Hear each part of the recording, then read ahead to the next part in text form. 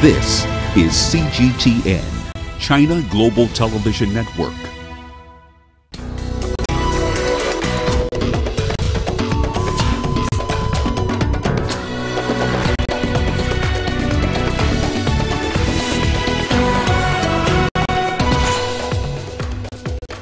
Ruling party in DR Congo reviewing if it has sufficient grounds to go to the Constitutional Court after election defeat.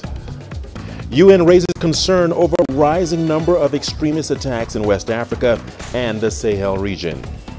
And how an artist in South Africa is using discarded scrap to craft impressive pieces. Welcome to Africa Live on CGTN. As always, great to have you with us. I'm Richard Nta, live in Nairobi. Let's take a look at other top stories making headlines.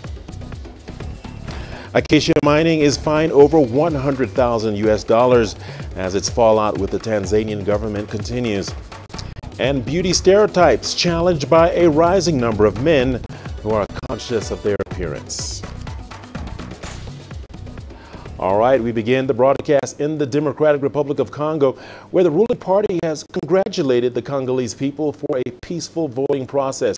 On Thursday, the Electoral Commission declared opposition leader Felix Tshisekedi as the provisional winner of the presidential elections.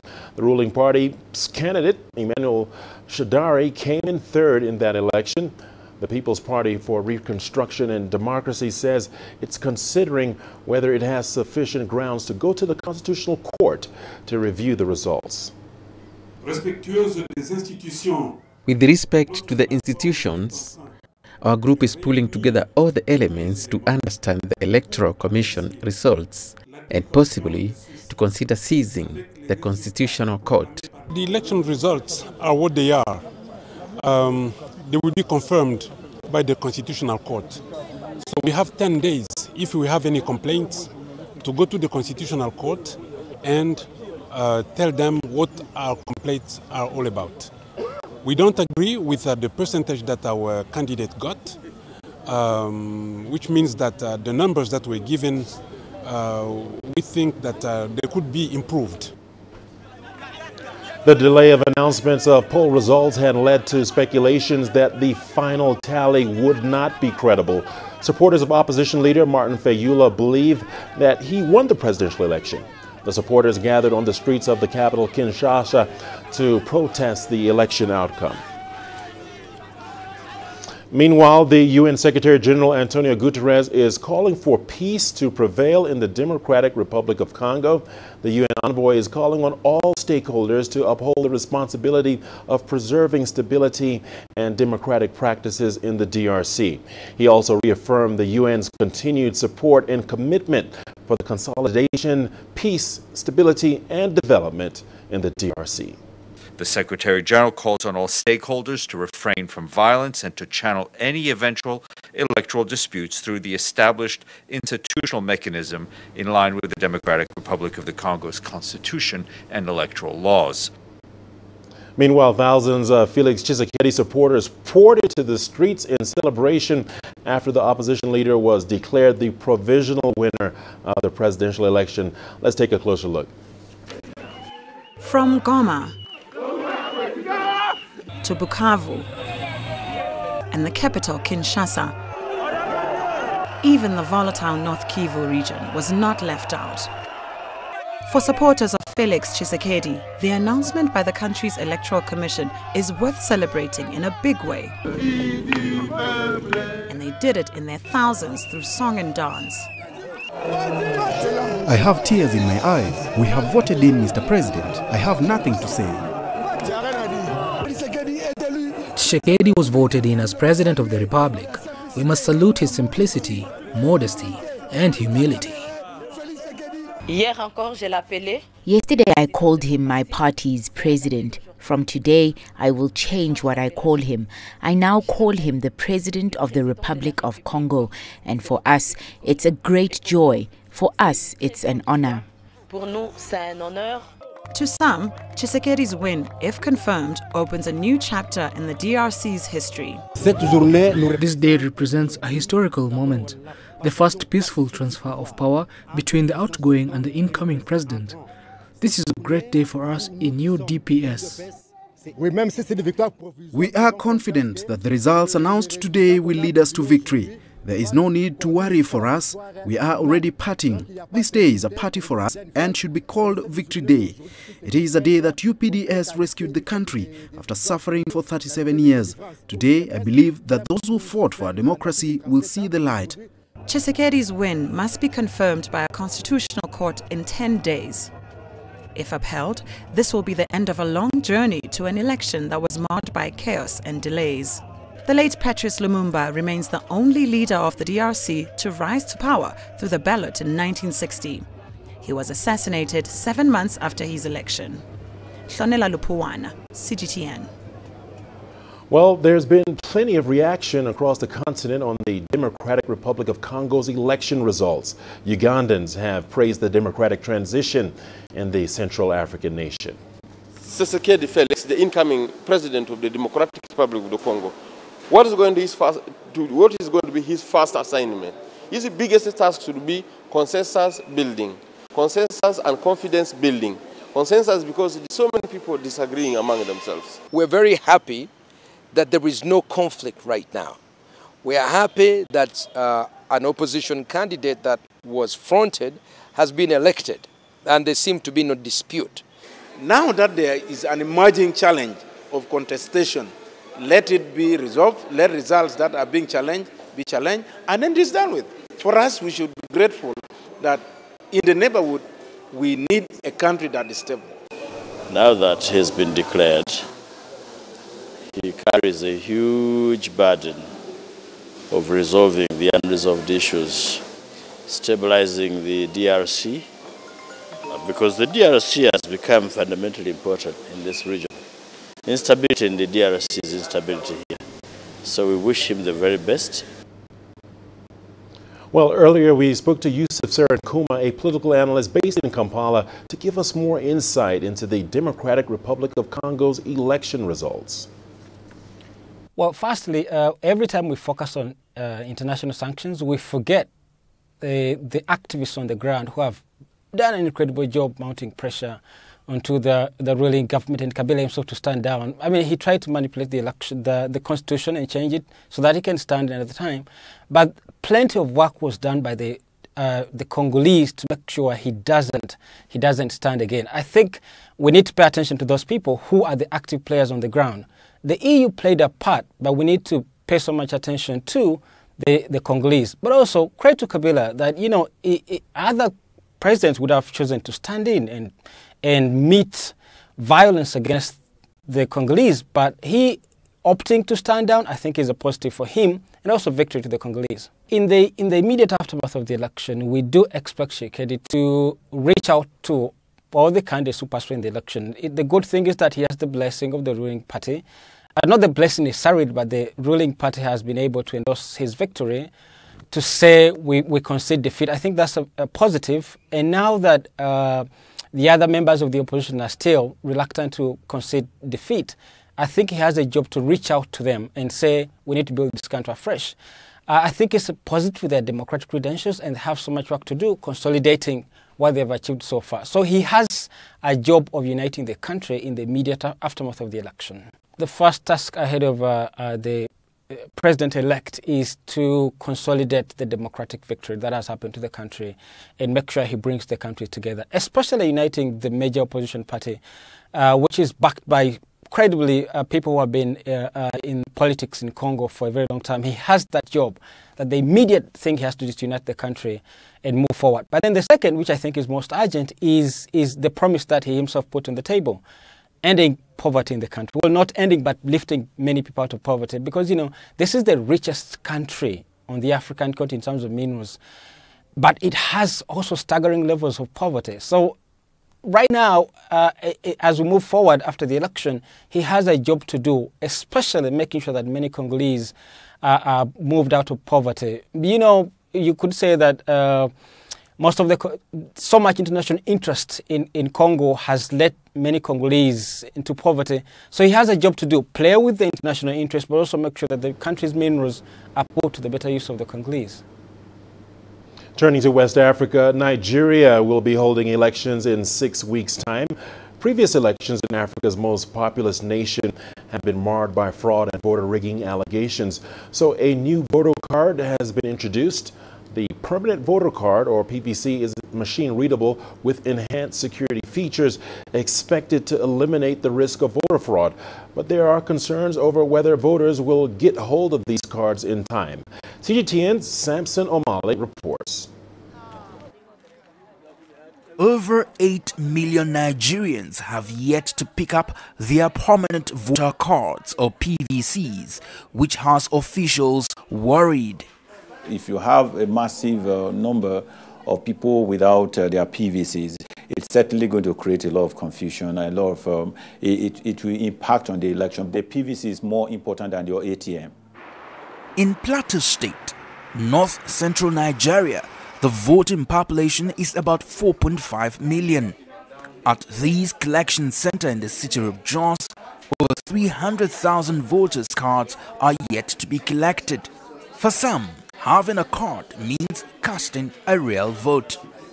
Actually, I'm feeling relief and happy to have my PVC because now I can vote.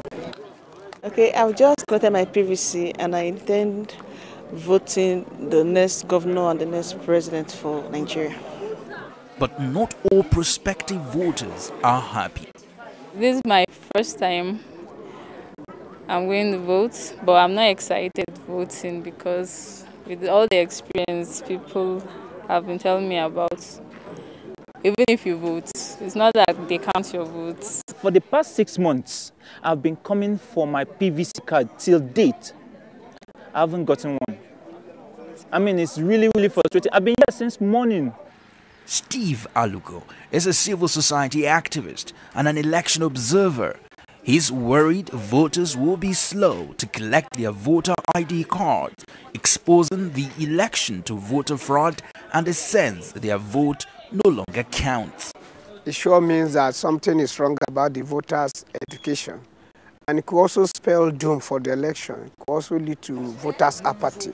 Because people are not that enthusiastic to go and pick their voters' card. Then on the election proper, it gives room for manipulation. Nigeria's Election Commission says it will do all it can to crack down on the buying and selling of votes. Despite that pledge by election officials to tackle and defeat voter fraud, there's not much confidence in the system just 6 weeks away from Election Day. All these comes as observers warn of pre-election violence. President Muhammadu Buhari is expected to face a stiff challenge from opposition candidate Atiku Abubakar in the presidential elections in February. Samson Omale, CGTN, Jos, Nigeria. You're watching Africa Live on CGTN. We have lots more news coming your way, including UN raises concerns over rising number of extremist attacks in West Africa and the Sahel region. And beauty stereotypes challenged by a rising number of men who are conscious of their appearance. Sky had a soft heart. And here upstairs, she was very clever. Sky is known a lot in here about the work that she's doing, showing the products of Lesotho and the cuisines of Lesotho. Lesotho cuisine is not so sophisticated. We don't use a lot of spices and things like that. They're really simple flavors. I'm hoping that one day people will look back and still know those traditional Basotho dishes. And that's what I'm trying to achieve.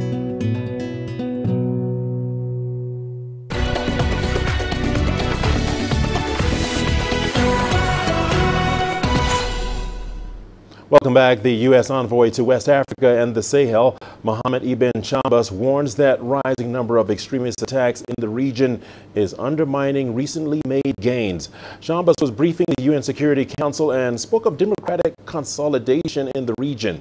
He, however, warned that persistent security challenges must be addressed to safeguard stability. UN correspondent Richard Nta reports. First, the good news from the UN envoy to West Africa and the Sahel. In the past 6 months, successful presidential elections were organized in Mali, regional elections in Mauritania, parliamentary elections in Togo, and on the local level in Côte d'Ivoire. However, despite appreciable progress in democratic consolidation in the region, there is a need for continuous effort to address contentious issues around elections in order to prevent and mitigate election-related violence, as well as to support inclusive dialogue as a key attribute of inclusive societies. But among the most pressing challenges he highlighted are increasing Boko Haram attacks in the Chad Basin and clashes between farmers and herders. In Burkina Faso, a state of emergency has been declared in 7 of 13 regions, while Niger, Benin and Togo are seeing increased attacks and kidnappings by extremist groups. And much is at stake in upcoming elections in Nigeria, Senegal, Mauritania and Benin. The next cycle of elections in the region will be a litmus test for the consolidation of democratic gains. Ensuring the enabling environment for the full respect of human rights will be key for the success of these elections and in safeguarding stability in the region. The security challenges are taking place against a backdrop of high population growth, youth unemployment and economic austerity. The envoy warned that discrimination against women and allegations of human rights violations must also be addressed, along with governance deficits, extreme poverty and the lack of development. Li Tan, CGTN, New York. Let's go to Egypt now, where the country's parliament spokesperson says the decision to amend the constitution lies in the hands of the Egyptians. Some politicians want to amend the section of the constitution that bars President Abdel Fattah al-Sisi from running for a third term in 2022. Yasser Hakim has more from Cairo. Salah Hassaballah, the parliament spokesman, said he has not received any request to amend or change the presidential terms in the 2014 constitution. According to the 2014 constitution, the presidential term is 4 years and the president can only serve for 2 terms. But in the last few months, a growing number of politicians, MPs and media have been calling to amend Article 140 pertaining to the presidency. There are suggestions to extend the presidential term to 6 years instead of 4. Or to add a third term in office. This would apply on current Egyptian President Abdel Fattah al-Sisi, whose second term ends in 2022. The reason put forth is that Egypt is in the midst of a rebuilding process. The reforms and the huge mega projects he has undertaken will need more than 4 years to achieve. President al-Sisi himself has not commented on such speculation, though he had said back in November 2017 that he would not run for a third term. In order to amend the constitution, it needs an approved vote of 1/5 of the parliament members, followed by an absolute majority in a national referendum. Yas Hakim for CGTN, Cairo. The U.S. Secretary of State Mike Pompeo is continuing his Middle East tour. In the Egyptian capital, he's met with President Abdel Fattah al-Sisi and other officials. Pompeo has also announced from Cairo the U.S.'s foreign policy towards the Arab world. Here is Abdel El-Marouki with more. Following Trump's decision to withdraw U.S. troops from Syria, Secretary of State Mike Pompeo has been touring the Arab world. Some Arab nations feared the move could increase Iran's influence in the region. Pompeo came to comfort these concerns. I believe he's here for a far more important message than comfort. Pompeo is drawing the new U.S. foreign policy in the region throughout the coming years. In Cairo, he's discussing many crucial issues for the region, among them Egypt's role in the Syria post the U.S. troops withdrawal. There is a suggestion to replace them with a kind of an Arab force. In addition, they will be discussing another draft of the Palestinian crisis, so-called the deal of the century. Pompeo has met with Egyptian President Abdel Fattah al-Sisi, the Chief of General Intelligence Abbas Kamel, and Foreign Minister Sameh Shoukry. The talks were mainly concerned about security threats in the region. Both parties have renewed their commitment to deepen their older partnership in facing these challenges. After meeting the Egyptian president, Pompeo has announced the U.S. foreign policy to the Middle East for the coming years. He reassured his Arab allies that the United States will keep backing them, but his speech lacked details about how this vision will be implemented. The U.S. Secretary of State stressed that Trump's administration has had a positive impact in the Arab world. 99% of the territory ISIS once held is liberated. Life is returning to normal for millions of Iraqis and Syrians. Of course, our work together is not finished. It's almost never America's work alone. Our aim is to partner with our friends and vigorously oppose our enemies because a strong, secure, and economically vibrant Middle East is in our national interest. Pompeo confirmed that the U.S. will work with its allies to retreat Iran's influence in the region, primarily citing its threats against Israel. Yet he didn't tackle other major Arab conflicts. Arab leaders in particular are worried about security issues, be that extremism, Daesh, ISIS, and so on, or be that the Iranian hegemony. So in that sense, it's a positive message. The issue is, how are you going to actually help if you're going to withdraw? And secondly, okay, there are other issues in the Middle East as well, which need to be resolved. The Arab-Israeli conflict has been going on for over 70 years. It's the first visit for Mike Pompeo to Cairo since Trump appointed him Secretary of State. He will continue his Middle East tour in the Gulf until January 15. Adel Mahroui, CGTN, Cairo. Turning to the United Kingdom, the deadlock in Parliament over Brexit is facing more uncertainty. Britain's main opposition, Jeremy Corbyn, has called for a general election to be held. He argued that he would renegotiate the agreement with Brussels if he came to power. As the deadline approaches, CGTN's Timothy Ulrich looks at the possible outcomes. The first of many scenarios that could come about in the coming weeks is the one Theresa May is pushing the most for. The current deal passes. But the numbers aren't adding up to many. There are 650 lawmakers in Parliament. About 100 are whips or party enforcers, for example, and are required to support the deal. So these 100 will vote in favor of the deal. That leaves about 230 lawmakers in the Conservative coalition and 320 in various opposition parties. So far, only 21 pledged their support for the deal, while 49 say they will vote against it. This includes 10 lawmakers from May's own party. The outcome that is widely trying to be avoided is a no-deal Brexit. Theresa May has voiced her concern about this, giving what she says is the only solution to avoiding this scenario. The only way to avoid no deal is to vote for the deal. The leader of the UK opposition Labour Party, Jeremy Corbyn, presenting another possibility, is calling for new elections if May's deal isn't passed. If the government cannot pass its most important legislation, then there must be a general election at the earliest opportunity. A government that cannot get its business through the House of Commons is no government at all. It's lost its mandate, so must go to the country to seek another.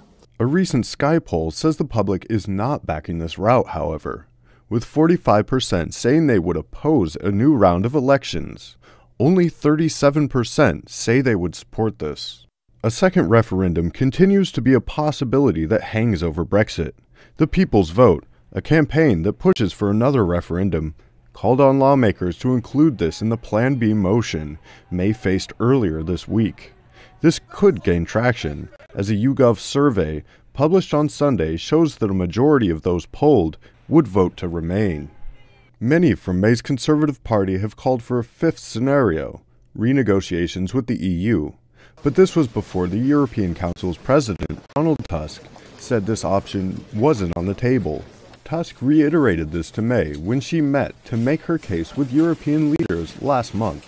We are ready to reconfirm our assurances and our goodwill and good faith when it comes to so-called backstop. I have no mandate to organize any further negotiations. We have to exclude any kind of opening our negotiations on the withdrawal agreement. But one option the many say is still on the table is an extension on the March 29th deadline. A Sky poll shows only 31% believe Brexit will happen on this deadline, while 37% believes it will happen after the scheduled date. Finally, the last scenario is the UK withdraws from the Brexit process entirely. The European Court of Justice says this option would be entirely legal. But this doesn't seem to be on the minds of British lawmakers who continue to be divided over this contentious issue. Timothy Ulrich, CGTN. In Uganda, the Ministry of Health says one person has died as a result of a cholera outbreak in the capital. The government says it has put in place measures to contain the spread of the disease. Isabella Nakiria reports. At least 7 people in Kampala have now been confirmed to be suffering from cholera, a bacterial disease whose initial symptoms are diarrhea and vomiting. Of these, 4 are children. A cholera treatment ward has been opened at the China Friendship Hospital in Kampala. The Ministry of Health says the patients are responding well to treatment so far. Health teams have also visited the affected area in Kabowa Zone in Rubaga Division to assess the conditions on the ground. The situation I saw in Kabowa, even if it is not a rainy season, you can get any disease, being cholera, being other diarrhea disease, being typhoid, because it is really unhygienic. We gave them 2 weeks. We are going back there. We will keep on going there to ensure that some of the challenges we saw is addressed. Cholera is an infectious disease caused by unhygienic conditions and is usually spread through contaminated water. It can cause serious diarrhea resulting in death if not treated. The Health Ministry has dispatched teams to carry out sensitization campaigns on the prevention of cholera. The public has been urged to take any suspected cases to the hospital. Isabel Nakiria, CGTN, Kampala. Trend analysts say African youth are a lucrative target for marketers because they are increasingly becoming more conscious of their appearance, while a growing number of men in South Africa, for example, are taking a liking for male grooming products. CGTN's Thuli Shabalala takes a look. Male beauty parlors began popping up in South Africa a few years ago. Image-conscious men used to feel awkward being pampered and preened in salons filled with women. But male celebrities began to change traditional attitudes towards masculinity, encouraging men to take greater interest in their appearance. It's not, you know, all days we had to go to female hair salons if we wanted to cut our hair like this, or to look after our feet or nails. All those salons were aimed at females, and now it's at males, and it's great. I'm in a comfortable setting. I get my legs massaged, foot massage and legs. Hand massage is nice as well. The experience is great. South Africa has been slow to catch the metrosexual wave, but a growing middle class and the spread of fashion trends on social media has seen global companies target more products at African men. With social media showing so many pretty pictures, essentially, and women starting to define the kind of men that they like, and you look at the rise of those kind of well-groomed men like David Beckham, for example, as women start to show that, you know, there's that interest in that kind of man, who looks after himself, who has this, you know, great presence and appearance. Other men are getting influenced to think, okay, well then it's not so bad. Then maybe I should look after myself a whole lot better. Salon chains are opening men-only parlors to sell these products and meet the demands for everything, from manicures to eyebrow threading. It's creating an awakening in the market because not only are we seeing more of the Sobe men coming up, but we're also seeing other people coming into the market, looking at it, following obviously on the footsteps of Sobe into the male grooming industry. The global male grooming product market is expected to reach $76 billion by 2023. It made $58 billion in 2017. Thuli Shabalala, CGTN.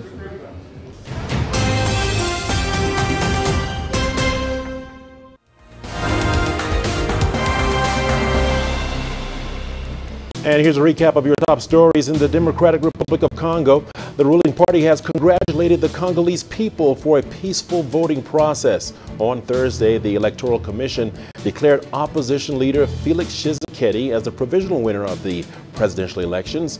The ruling party, the People's Party for Reconstruction and Democracy, says it's considering whether it has sufficient grounds to go to the Constitutional Court to review the results. Nigeria will be holding elections in 6 weeks' time. Previous elections in Africa's most populous nation have been marred by fraud and voter rigging allegations, so a new voter card has been introduced. The permanent voter card, PVC, is machine readable with enhanced security features, expected to eliminate the risk of voter fraud. But there are concerns over whether voters will get hold of these cards in time. The U.S. envoy to West Africa and the Sahel, Mohammed Ibn Shamas, is warning that the rising number of extremist attacks in the region is undermining recently made gains. Shamas was briefing the UN Security Council and spoke of democratic consolidation in the region. He, however, warned that persistent security challenges must be addressed to safeguard stability. And in the United Kingdom, the deadlock in Parliament over Brexit is facing more uncertainty. Britain's main opposition leader, Jeremy Corbyn, has called for a general election to be held. He argued that he would renegotiate the agreement with Brussels if he came to power. The outcome that is widely trying to be avoided is a no-deal Brexit. Prime Minister Theresa May has voiced her concerns about this, giving what she says is the only solution to avoiding this scenario. And that is a wrap of your top stories.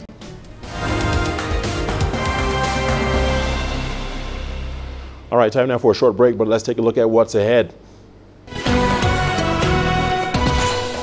Acacia Mining is fined over $100,000 as its fallout with Tanzania's government continues.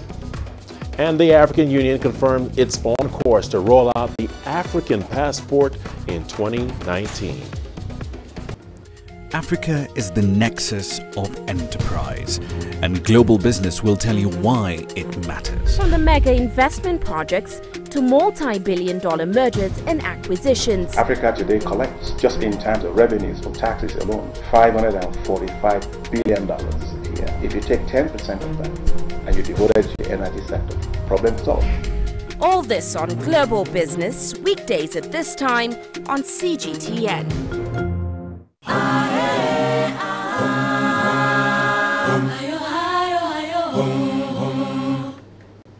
Welcome back. The Tanzanian government has fined Acacia Mining $129,000+ 2 days after the government appointed a new mining minister. The charge comes following allegations of breaching environmental regulations at its North Mara mine. According to the mining company, it has been asked verbally to build a new tailings storage facility, a structure used to store uneconomical ore. The company's North Mara mine, where operations remain unaffected, received an environmental protection order. The Barrick Gold Company has previously been accused of tax evasion and 3 of its subsidiaries charged by the government. Its London listing has been affected due to the prolonged spat between the government over a $190 billion tax bill. And Nigeria is gradually moving closer to enacting a new minimum wage law. The government plans to send a bill to Parliament later this month to make a new wage law for the country. Labor unions and the government have been engaged in a long, drawn and sometimes bitter negotiation over a wage increase. CGTN's Deji Badmus has more. It's been one of the longest drawn negotiations over a wage increase in Nigeria. For over a year, labor unions and the Nigerian government, including governments of the country's 36 states, were locked in what seemed like an intractable negotiation at the time. The unions were unyielding, insisting on $82 and not a dime less. The Joint Central Working Committee directs all affiliate unions state councils, our civil society allies, the informal sector and other friends of workers and lovers of democracy to commence immediately mobilization of their union members for a total shutdown of the country from 6th of November 2018. In the face of that threat of a nationwide strike, the government acceded to the union's demand, but it would take another round of protest and a threat of another strike for the government to fix a date for the transmission of a bill to Parliament to give effect to the new minimum wage law. That date is January 23rd, and the President has also set up a committee to work out the modalities for the implementation of the proposed new minimum wage law. The terms of reference of the committee are A. To develop and advise government on how to successfully bring about a smooth implementation of the impending wage increases. B. Identify new revenue sources as well as areas of existing expenditure from where some savings could be made in order to fund the wage increases without adversely impacting the nation's development goals as set out in the Economic Recovery and Growth Plan. The committee has 1 month to conclude its work, but whether this would affect the January 23rd deadline for the transmission of the minimum wage bill to Parliament remains to be seen. The unions are warning if this was a government ploy to buy more time, they would not accept it. The commitment they have taken last now to transmit the document to National Assembly on or before 23rd of January 2019, that already supersedes the activities of this committee. So this committee has no interference to this journey of this document. Ours is just transmit the document to National Assembly so that you don't tie the document to the committee. The unions are determined to have the new minimum wage bill passed before elections in just over 30 days from now. There's no absolute guarantee that is going to happen. It remains a question of wait and see. But this whole back and forth over the minimum wage is beginning to seem like a cat and mouse game. Deji Badmos, CGTN, Lagos, Nigeria.